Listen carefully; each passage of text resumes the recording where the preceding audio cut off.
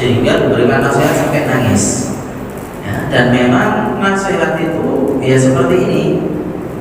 Jadi nasihat itu yang membuat seseorang tadi tambah dekat dengan Allah, tambah ingat dengan dosa-dosanya, ya, membuat hatinya takut kepada Allah, kemudian membuat matanya bisa mengeluarkan air mata, menangis karena Allah Subhanahu wa Ta'ala. Itu adalah nasihat yang sangat benar. Ya, kalau nasihat malah lupa kepada Allah, ya, dikasih nasihat tapi nasihatnya tambah menjauhkan kepada Allah Subhanahu wa Ta'ala, itu bukan nasihat. Ya, itu lelucon akhirnya. Misalnya membuat orang tadi tertawa terus, dan tambah takut sama Allah, dan tambah membuat dia nangis atas dosa-dosanya, maka itu nasihat tidak memberikan manfaat sama sekali. Nasihat yang manfaat yang diberikan oleh Rasulullah kepada sahabat, yaitu yang membuat hati para sahabat takut kepada Allah dan membuat mata para sahabat menangis karena takut kepada Allah Subhanahu wa Ta'ala. Oleh karena itu dalam hadis disebutkan la yadkhulul jannah la yalijun nar man baka min khasyatillah hatta ya'udal laban fi dhir'i. Kata Rasulullah, tidak akan masuk neraka orang yang nangis karena Allah. Tidak akan masuk neraka orang yang pernah mengeluarkan air mata karena takut sama Allah Subhanahu wa Ta'ala. Hatta ya'udal laban fi dhir'i, walaupun misalnya air susu tadi bisa kembali kepada tempatnya, itu sesuatu yang mustahil. Ya, misal air susu bisa kembali kepada tempatnya, sesuatu yang mustahil. Tetap daripada orang yang pernah nangis karena Allah tidak akan dimasukkan neraka Allah Subhanahu wa Ta'ala. Oleh karena itu sangat penting, ya, untuk kita mengoreksi kepada diri kita sendiri. Pernah nggak kita mulai kecil sampai besar ini nangis karena Allah Subhanahu wa Ta'ala? Kita menyesali daripada dosa-dosa yang pernah kita kerjakan sehingga mengeluarkan air mata nangis kepada Allah Subhanahu wa Ta'ala. Kalau nggak pernah, maka berarti hati kita menjadi hati yang keras. Ini para sahabat ketika dinasihati sama Nabi langsung gemetar hatinya, kemudian langsung mencucurkan air mata, menangis, ya, daripada nasihat Nabi tadi. Oleh karena itu sangat penting. Bahkan dalam hadis yang lain disebutkan, ma min qatratin ahabba ilallah min qatrati dam'in min khasyatillah au qatrati damin uhriqat fi sabilillah. Tidak ada tetesan yang lebih dicintai oleh Allah melebihi daripada tetesan air mata yang jatuh karena takut sama Allah Subhanahu wa Ta'ala, dan atau tetesan darah yang tercucur karena fisabilillah menjaga daripada agama Allah Subhanahu wa Ta'ala. Dua ini adalah tetesan yang sangat dicintai sama Allah. Orang yang nangis karena Allah malam hari dia mulai kemudian nangis karena Allah Subhanahu wa Ta'ala, ini adalah sesuatu yang sangat penting, ya, untuk dikerjakan, dan itu adalah aqrabu ilal ikhlas, dekat daripada ikhlas. Kalau nangisnya di banyak orang misalnya, ya bisa jadi mungkin nangisnya karena banyak orang, apalagi disuntik misalnya.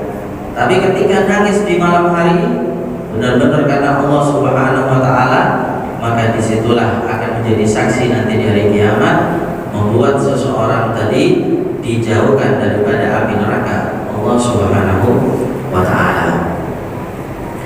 Kemudian Ka'bul Ahbar juga pernah beliau mengatakan, walladzi nafsi biyadihi la an abki min khasyatillahi ta'ala hatta tasila dumu'i ala wajhi ahab ilayya min an atasaddaqa bi jabalin min dhahab. Kata beliau, demi Allah Subhanahu wa taala, apabila aku bisa menangis karena takut sama Allah, mencucurkan air mata, nangis takut sama Allah Subhanahu wa taala, itu lebih aku cintai daripada aku sedekah emas segunung. Pahalanya sangat besar, sedekah emas segunung. Tapi kata beliau, aku masih lebih memilih aku bisa nangis karena Allah Subhanahu wa taala. Kenapa? Pahalanya lebih besar daripada sedekah emas segunung. Kita bayangkan, jangankan emas segunung, emas 1 kilo aja mungkin kita nggak pernah sedekah emas 1 kilo. Pahalanya sangat besar itu. Nah, cuma ada yang lebih besar dari itu semuanya, yaitu apa? Nangis karena Allah Subhanahu wa taala, mencucurkan air mata karena takut sama Allah Subhanahu wa taala. Itu adalah sesuatu yang istimewa yang nanti akan menjadi saksi bagi seseorang tadi supaya dijauhkan daripada api neraka Allah Subhanahu wa taala. Karena itu cerita dari para sahabat dahulu, mereka tak sedikit yang menangis karena Allah Subhanahu wa taala.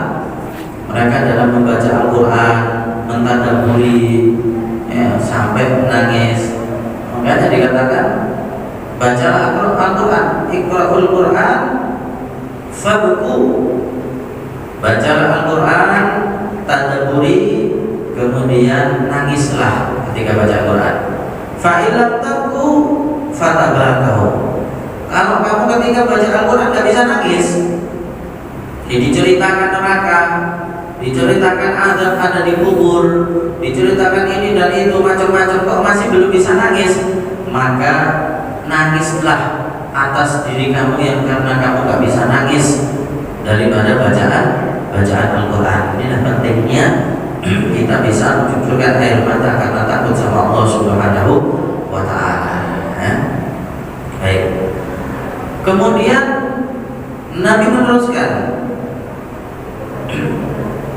bahwa ini mau'idhah, ini nasihat diberikan kepada Nabi ketika setelah sholat subuh. Ketika setelah sholat subuh diberikan kepada Nabi, kepada para sahabat, dan jarang-jarang memang diberikan nasihatnya. Sahabat setelah sholat subuh dilihat mungkin butuh nasihat, dinasihati sama Nabi. Butuh nggak buat apa? Mungkin nasihat sudah nggak butuh, maksudnya sudah semangat, maka ada dikasih. Jadi jarang-jarang dikasih nasihat sama Nabi Shallallahu Alaihi Wasallam. Cuma nasihat yang bisa sampai kepada hati, apabila nasihat tadi benar-benar dari hati yang bersih. Hati yang bersih, maka nasihat tadi juga akan sampai kepada hati yang bersih juga. Oleh karena itu katakan, innal wa'id idza lam yakun maqaluhu ka fi'li la yantafi' bi wa'di. Orang yang memberikan nasihat, apabila ucapannya enggak seperti perilakunya, ucapannya enggak sama dengan perilakunya, maka tidak akan manfaat itu nasihat-nasihatnya. Mengutarakan sholat duha misalnya, kok dia sendiri nggak sholat duha. Mengutarakan baca Al-Quran, kok dia sendiri nggak baca Al-Quran, maka nasihat-nasihat dari orang tadi tidak akan manfaat kepada yang lainnya. Kenapa? Karena dirinya sendiri tidak mau mengamalkan daripada ilmu yang dia kerjakan. Imam Malik bin Dinar, beliau pernah berkata, qara'tu fit Taurat, aku pernah baca di kitab Taurat, innal alim idza lam ya'mal bi ilmi, orang yang mengerti, orang alim apabila tidak mengamalkan ilmunya. Di kitab Taurat disebutkan orang alim tapi nggak beramal dengan ilmunya. Kenapa? Zallat mau'izatuh 'anil qulub, maka ucapannya, nasihatnya nggak akan sampai kepada hati daripada seseorang. Ya, nggak akan sampai kepada hati seseorang. Jadi sangat penting nasihat tadi juga harus dikerjakan, diamalkan terhadap atau bagi orang-orang yang mereka memberikan nasihat. Kata juga man wa'adha biqauli doa kalamu wa man wa'adha bi fi'li nafadat sihamu.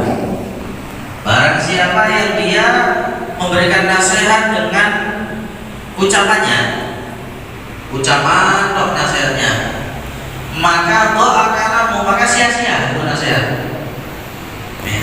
Dikatakan keutamaannya sholat duha, tapi tak pernah sholat duha sama sekali. Diberikan keutamaannya baca Al-Quran misalnya, tapi dia tak pernah baca Al-Quran sama sekali. Nasihatnya harus baca Quran, harus sholat duha. Maka gimana doa kalamu? Maka tak akan ada manfaat ucapannya. Tapi waman wa'adha bi fi'li nafadat sihamu. Barang siapa yang memberikan nasihat dengan perilakunya, dengan apa yang dia kerjakan, tiap hari dilihat istiqomah sholat duha, tiap hari dilihat istiqomah ibadah, maka nafadat sihamu, apa yang dia kerjakan tadi akan manfaat kepada orang lain, akan memberikan manfaat terhadap orang-orang yang melihatnya. Makanya dikatakan, Imam Syafi'i mengatakan lisanul hal afsah min lisanil maqal. Kata Imam Syafi'i, perilaku itu lebih sampai, lebih mengena terhadap orang daripada nasihat lisan. Ya, kalau nasihat lisan belum tentu orang akan mengerjakan, tapi kalau sudah melihat perilaku daripada orang yang menasihati tadi, ahli ibadah, ya, maka itu lebih mengena terhadap orang yang dinasihati. Makanya pernah diceritakan ada ulama besar namanya Abu Hafiz. Ya, beliau datang dari Irak kepada Bukhara, ulama besar. Ketika datang pulang ke tempatnya, manusia tahu semuanya, oh ada ulama besar pulang ini. Ayo kita minta nasihatnya, kita minta kepada beliau untuk membuat pengajian, kata para jamaahnya. Datang kepada Abu Hafiz, wahai ulama, kita butuh pengajian, diadakan itu pengajian. Ya, sampai ketika beliau mengatakan, iya saya siap, insya Allah memberikan pengajian, dibuat dibagusi tempatnya, masjidnya atau tempatnya dikasih hiasan, dipersiapkan dengan sebaik-baiknya, sudah tempatnya sudah. Dia pakai baju yang sangat bagus. Wah, mau diundang. Nah, orang kalau gitu, kalau diundang, ya, orang banyak, tempatnya disiapkan istimewa, bajunya bagus. Sampai mau keluar, itu Abu Hafiz mau keluar rumah, mau memberikan nasihat kepada orang-orang, istrinya tanya, aina tadhab, wahai suamiku, kamu mau mana? Kok bajunya rapi banget, kok bajunya bagus banget, mau kemana? Kata istrinya. Istrinya Masya Allah, orang yang Masya Allah.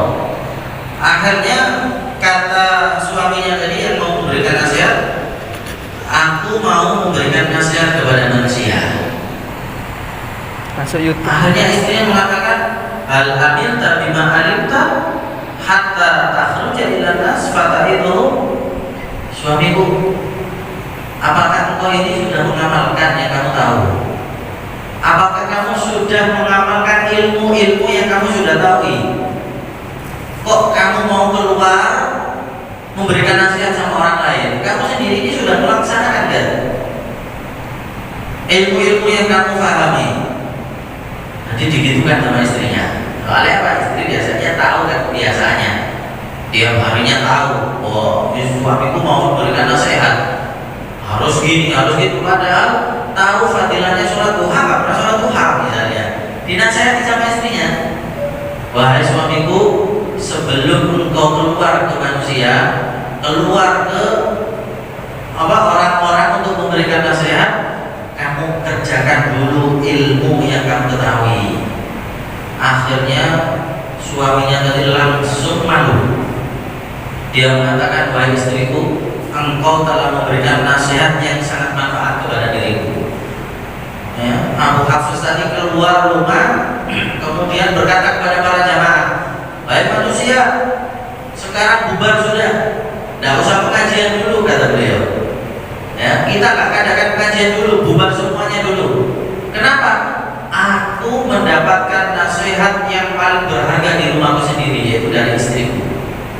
Ya, dari istrinya sendiri ngasih nasihat yang sangat manfaat kepada suaminya. Aku mendapatkan guru yang sangat manfaat ada di rumahku sendiri, yaitu istriku sendiri memberikan nasihat. Sebelum memberikan nasihat orang lain, maka kerjakan dulu apa yang kau ketahui, wahai suamiku.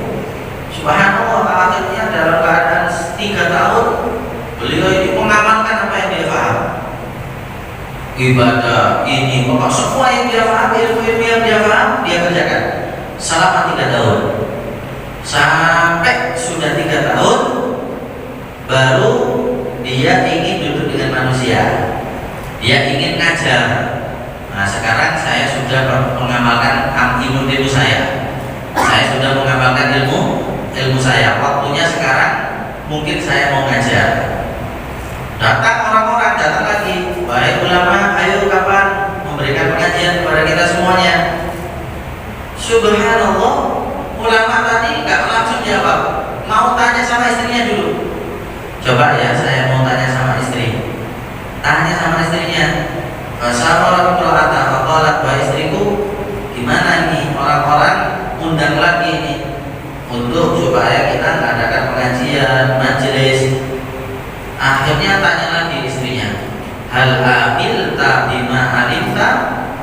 Apakah kamu sudah mengamalkan apa yang kamu paham? Kata beliau, alimtu aktsar. Iya, aku sudah banyak mengamalkan. Akhirnya dikatakan lagi, hal ta'rif bi nafsik khosman? Suamiku, tahu nggak siapa musuh di diri kamu?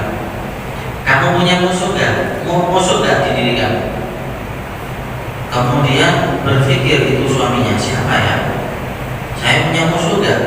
Dia muter-muter mikir. Akhirnya dia mengatakan, oh iya, saya pernah ketika jalan-jalan, saya lihat ada buah jatuh. Aku ambil buah tadi, aku makan. Cuma aku nggak tahu buah tadi milik siapa.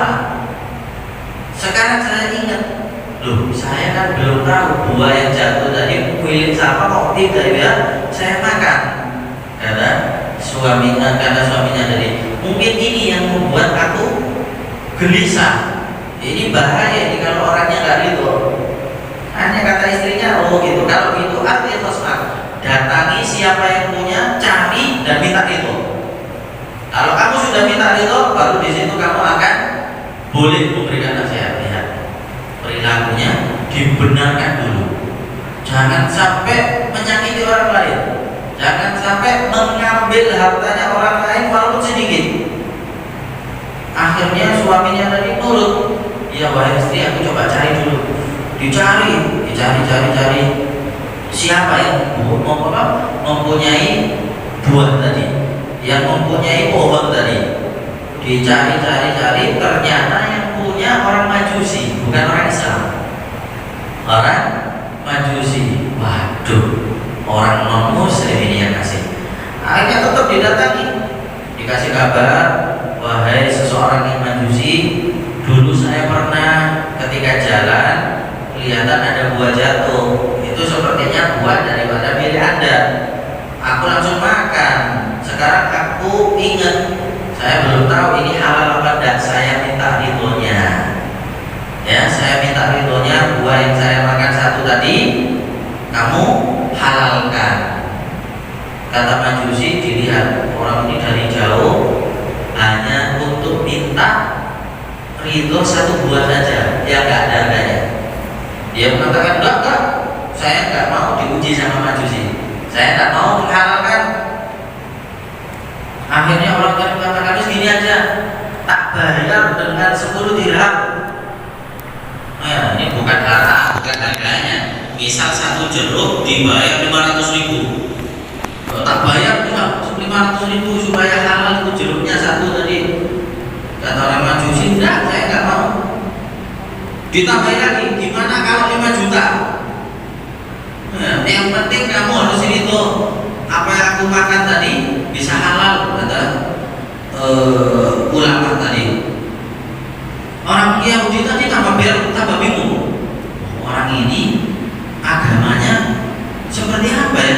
Kok rela mengeluarkan uang banyak hanya untuk makanan sedikit yang dia makan, yang dia takut bahwa makanan tadi adalah sesuatu yang haram. Nah, sampai bingung ini ulama, ayo wahai orang Majusi, halalkan apa yang sudah aku makan tadi. Saya takut ini kalau itu makanan jadi haram, bahaya. Apapun yang kamu minta aku akan berikan, kata ulama tadi. Akhirnya sampai orang Yahudi tadi pulang ke rumahnya didatangi, ngerengek, ayo tetap halalkan. Akhirnya keluarga orang Yahudi tadi heran-heran. Wah, ini berarti orang Masya Allah, agamanya berarti benar-benar agama yang benar ini, agama yang mengajarkan kebaikan ini. Akhirnya orang Yahudi tadi dinasehati sama keluarganya, ini agama yang benar, coba datangi orang tadi, maka masuk kepada agamanya. Karena tidak mungkin hanya makanan cuma satu saja, misalnya jeruk satu dihargai 5 juta, 10 juta dia berani membayarkan, yang penting halal. Ini berarti agamanya benar-benar ngajar kebaikan kepada dia. Ini agama yang benar, masuk kepada agamanya. Subhanallah, sampai orang Majusi tadi masuk agama Islam gara-gara ulama tadi, bukan dengan nasihatnya, dengan apa? Perilakunya, minta halal, ridho dari orang Majusi yang mempunyai satu buah jatuh tadi dimakan tanpa sengaja sama ulama tadi, ya? Saking menjaga daripada makanan yang halal. Bukan hanya satu orang Majusi tadi yang masuk Islam, tapi banyak orang-orang Majusi yang lain diceritakan cerita tadi juga masuk Islam juga. Sampai di sini dikatakan ada 70 orang masuk Islam semuanya. Nah, gara-gara apa? Bukan gara-gara nasihat, tapi gara-gara perilaku ulama tadi yang ingin nasihat, memberikan nasihat sama orang-orang, sama istrinya dinasihati dulu. Wahai suamiku, kamu sebelum memberikan nasihat sama orang lain, amalkan dulu ilmunya. Kamu sebelum memberikan nasihat sama orang lain, kamu yang kamu makan ini semuanya halal enggak? Kalau masih ada yang haram, halalkan dulu, minta halalnya. Ya, satu tadi mikir tadi, oh iya pernah saya makan satu yang saya nggak tahu halal apa enggak, dicari-cari, bahkan sampai berani membayar dengan mahal untuk makanan tadi supaya menjadi halal. Nah, gara-gara perilaku seperti itu, maka akhirnya bisa memasukkan orang Majusi 70 orang masuk Islam semuanya. Subhanallah. Bahkan sampai terus berdatangan orang-orang Majusi banyak masuk Islam gara-gara ulama tadi, Abu Hafiz tadi. Ya. Nah, akhirnya dia mengatakan, faqalu lahu aqrid alaina al-Islam fa'asabu lahu. Akhirnya dia mengatakan, kita semuanya ingin masuk Islam. Akhirnya masuk Islam semuanya orang-orang Yahudi. Setelah masuk Islam, baru mereka duduk dengan Abu Hafiz tadi, kakak pengajian juga dinasehati sama Abu Hafiz, berbicara hikayat-hikayat, dinasehati ini gimana orang tadi kalau belanja jaga makanan halal, gimana orang tadi kalau selalu mengamalkan ilmu yang dia ketahui, terus seperti itu yang diberikan nasihat kepada Abu Hafiz tadi, ya. Jadi sangat penting nasihat tadi supaya lebih mengena kepada seseorang, maka harus diamalkan. Dan nasihat tadi nasihat yang membuat orang tambah dekat dengan Allah, bukan tambah lupa. Nasihat undang penceramah misalnya, kok ceritanya tambah lupa sama Allah, tertawa-tertawa toh tanpa sedikit pun ilmu supaya mendekatkan diri kepada Allah Subhanahu wa taala, enggak ada manfaatnya. Jadi lihat Nabi kalau memberikan nasihat kepada para sahabat, Nabi semuanya para sahabat, takut semuanya para sahabat, tambah dekat dengan Allah Subhanahu wa taala. Dikatakan Abdul Qasim, ma'abal ulama zamanina la tatta'id an-nas bimawa'idihim kama kana salaf. Beliau mengatakan, gimana ulama-ulama zaman sekarang ini, mereka kok kebanyakan memberikan nasihat bukan nasihat yang manfaat sebagaimana salaf-salaf dulu. Salaf-salaf dulu itu kalau memberikan nasihat benar-benar nasihat supaya orang tadi semangat ibadah, masalah sholat, masalah baca Quran, mereka semangat. Nah, ulama-ulama sekarang enggak, diundang supaya kasihkan nasihat supaya semangat ibadah, orang tambah jauh dengan ibadah. Diundang supaya orang takut sama Allah, tambah berani sama Allah Subhanahu wa taala, manusia-manusia, bukan tambah dekat dengan Allah, kata beliau. Inna ulama as-salaf kanu ibadah. Ulama-ulama dulu mereka itu terbangun, diibaratkan orang yang bangun. Wan nasu niyamun, sedangkan manusia itu tidur. Fayunabbih al-aiqad, orang yang bangun bisa membangunkan orang yang tidur. Ulama-ulama dulu itu orang diibaratkan seperti orang yang bangun. Nah, manusia-manusia itu orang yang tidur, makanya bisa membangunkan orang yang tidur. Nah, kalau ulama sekarang, kata beliau, ulamanya saja tidur, kata beliau. Ulamanya saja diibaratkan orang yang tidur. Terus yang dinasihati al-mauta, orang yang mati. Terus gimana? Bagaimana orang yang tidur bisa membangunkan orang yang mati? Gak bisa, kata beliau.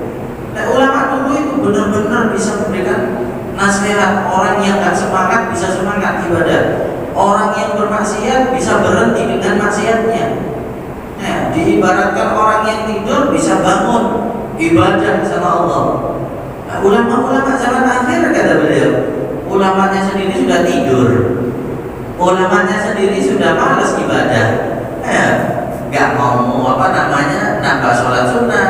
Dan terus yang dinasihati tambah. Jadi ibaratkan seperti orang mati, orang tidur ya nggak mungkin dia akan membangunkan orang mati, ya. Subhanallah. Jadi nasihat itu memang seperti itu. Sekarang memang sudah beda sekarang. Ya, adakan misalnya Isra Mi'raj, mengadakan maulid Nabi, ayo undang penceramah. Oh, kita undang itu aja, jangan. Penceramah itu gak lucu. Yang diundang cari yang lucu, cari itu aja, itu lucu, itu enak. Ya kalau mau cari yang lucu ya jangan undang ulama, undang pelawak, kan gitu. Akhirnya ulamanya bingung juga, waduh, gak lucu, gak diundang. Akhirnya ulamanya kepingin belajar lucu juga supaya orang-orang tertawa. Akhirnya ya itu rusak sudah. Yang dinasehati kepingin bukan nasihat yang tambah dekat sama Allah, tapi yang membuat dia lupa sama Allah, tertawa-tertawa. Ya.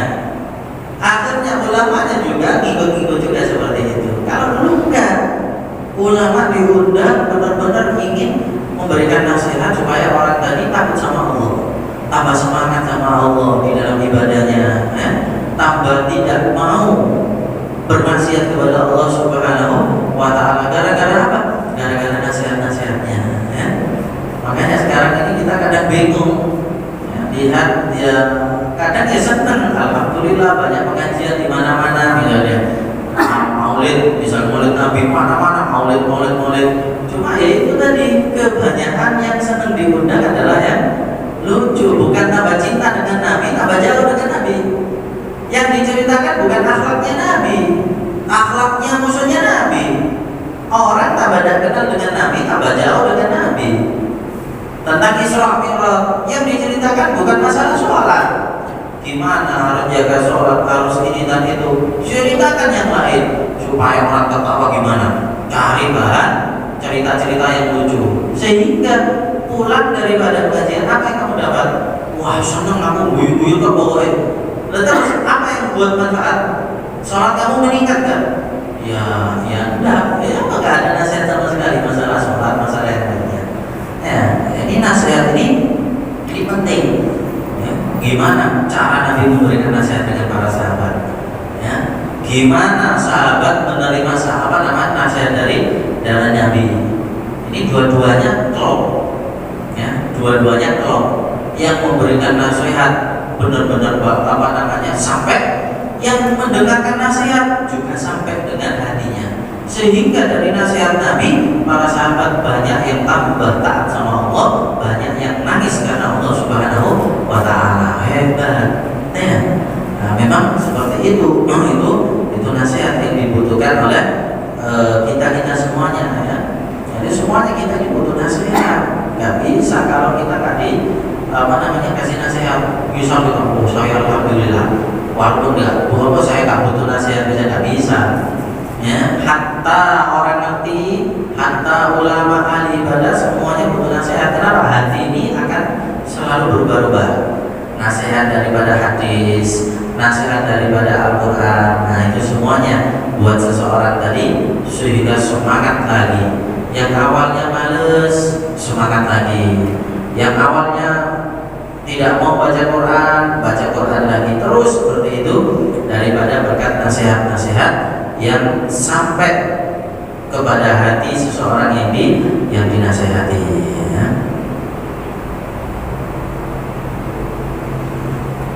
Baik, kemudian terusan daripada hadis tadi, qulna ya Rasulullah, wahai Rasulullah,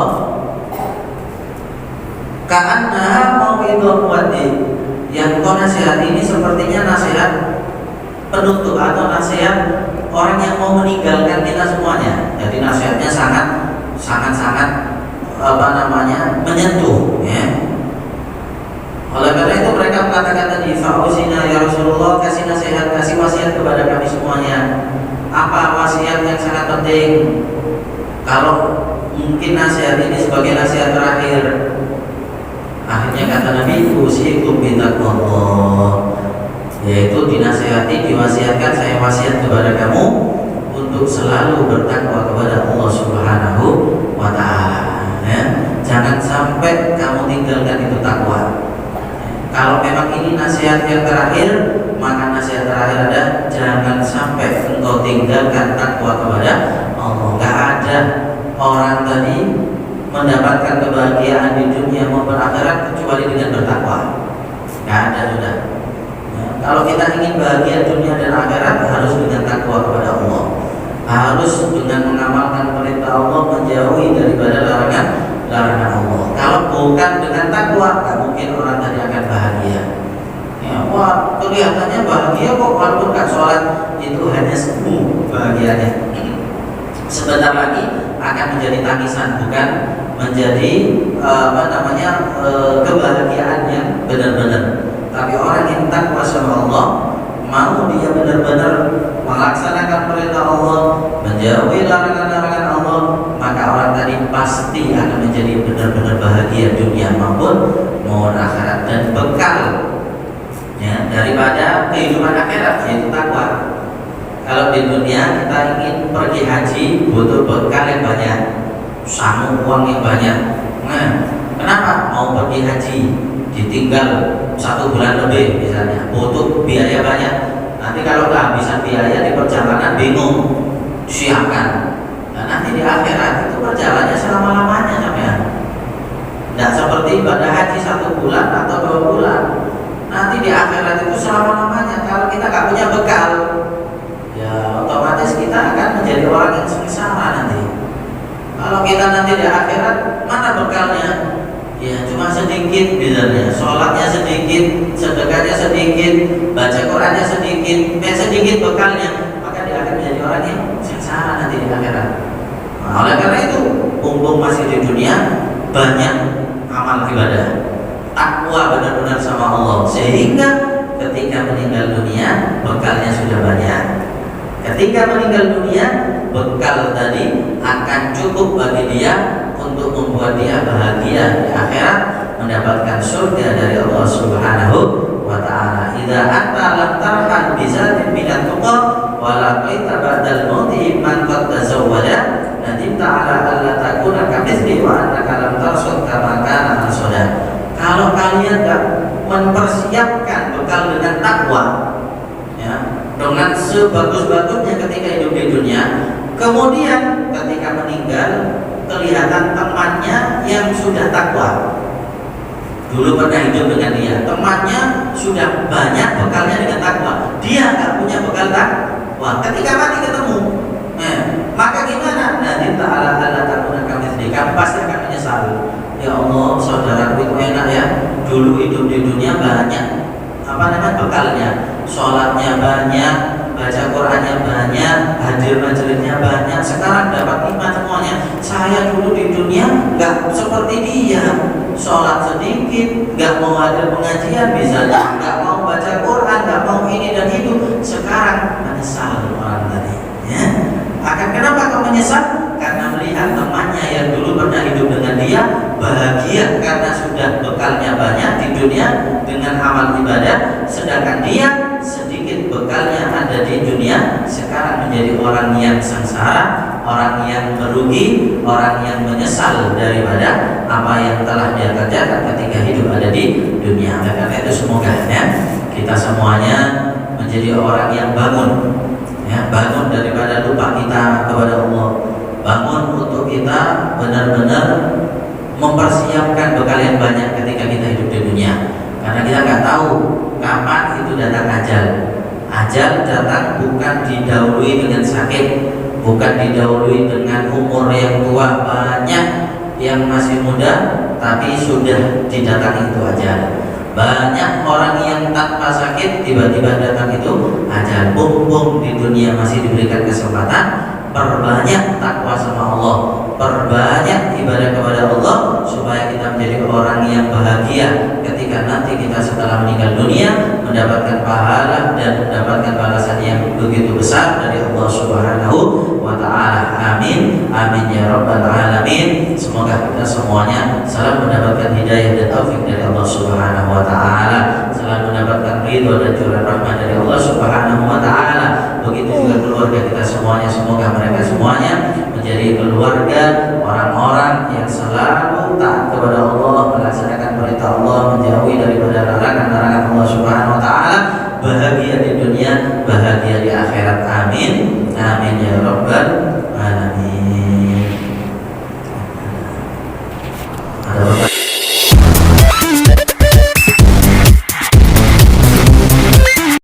Bagi ibu dan wanita yang berhalangan untuk puasa, apakah sama pahalanya dengan kaum pria yang puasanya full di bulan Ramadan? Di Al-Quran disebutkan barang siapa yang beramal soleh daripada laki-laki dan perempuan, maka dia akan dapat pahala kebahagiaan sama mereka semuanya. Jadi di dalam ibadah kalau laki-laki dapat banyak, perempuan dapat sedikit, nggak ada. Malahan perempuan ini paling gampang dapat pahala banyak, paling gampang dapat pahala banyak. Maka dikatakan man hafizat atau idza shallatil mar'a khamsaha wa shamat shahraha wa aqa'at ba'laha wa hafizat farjaha wa aqa'at ba'laha kilalaha udkhulil jannah min ayyi abwabil syiti. Kalau dikatakan perempuan itu kalau dia sholat 5 waktu tanpa sholat sunnah, ya, sholat 5 waktu toh dia kerjakan bagus. Setelah itu puasa Ramadan, nggak usah puasa sunnah, sudah puasa Ramadan toh. Kalau yang ada halangan tadi jadi qodoi, hanya qodoi Ramadan toh. Kemudian dia menjaga kehormatannya.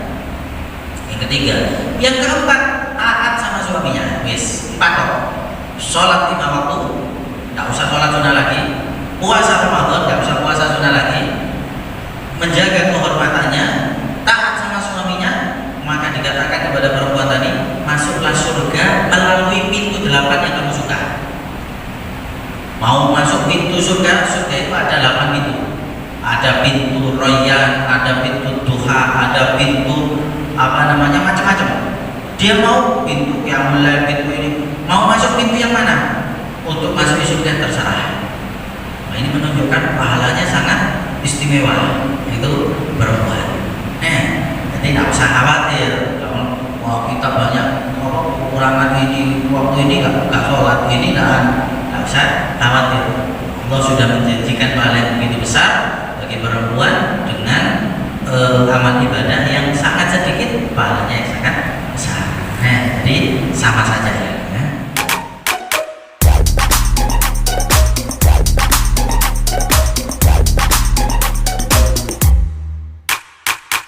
Nah, harusnya tahu lekas di sini kebanyakan buat maslahat masjid. Gitu. Oh, ditulis ini buat imarah masjid, harus tahu. Kalau imarah masjid harus digunakan untuk ya pembangunan masjid, untuk ya semisalnya seperti itu kalau imarah.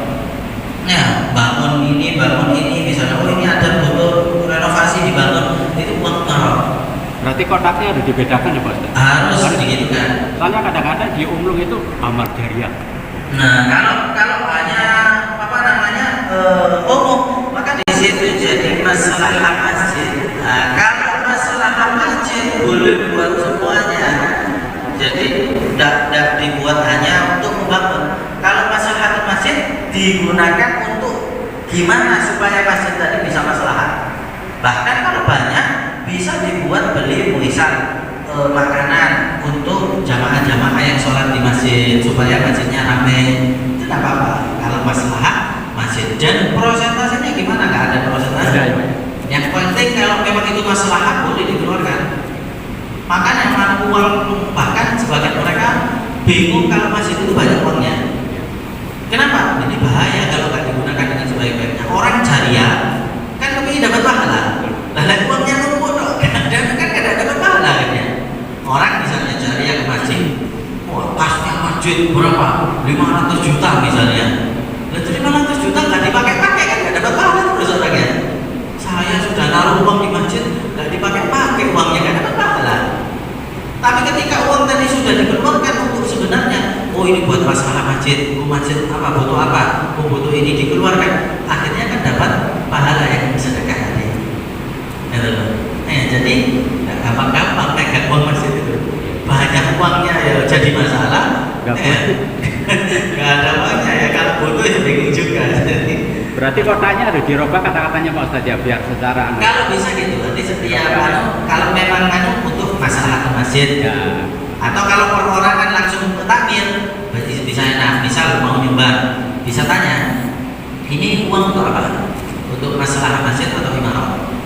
Nah, kalau orang mengatakan masalah masjid, nah, kalau imarah, nah ini harus disendirikan. Imarah buat apa ini? Ya mungkin kalau ada perbaikan, renovasi ini dibuat. Nah, itu nggak boleh dibuat yang lain. Atau imarah misalnya, ini saya nyumbang uang tapi buat imarah ya, buat beli tekel. Waktu tambah sulit, nah, tekelnya nggak gede-gede, ya kapan mau diberikan? Gitu. Nanti lebih baik kalau ke masjid ya kita lalu masalah. Ya. Kalau masalah itu banyak dipakainya, banyak dipakainya. Kalau imarah ya itu nunggu kalau ada renovasi aja.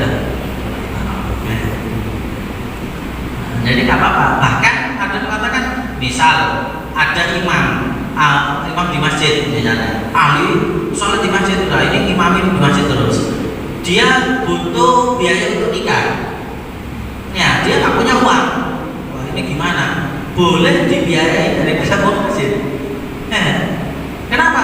Nah ini imam ini, masya Allah di masjid, gara-gara dia banyak jamaah sholat misalnya, dan dia butuh keperluan sekarang mau nikah misalnya, nggak punya uang, masjid banyak uang, boleh dibantu di dalam pernikahannya untuk kenapa? Karena itu masalah masjid. Gara-gara imam ini kan akhirnya banyak jamaah sholat di situ. Nah, jadi itu masalah masjid. Jadi benar-benar paham itu ya, takmir tentang masjidnya. Paham ya?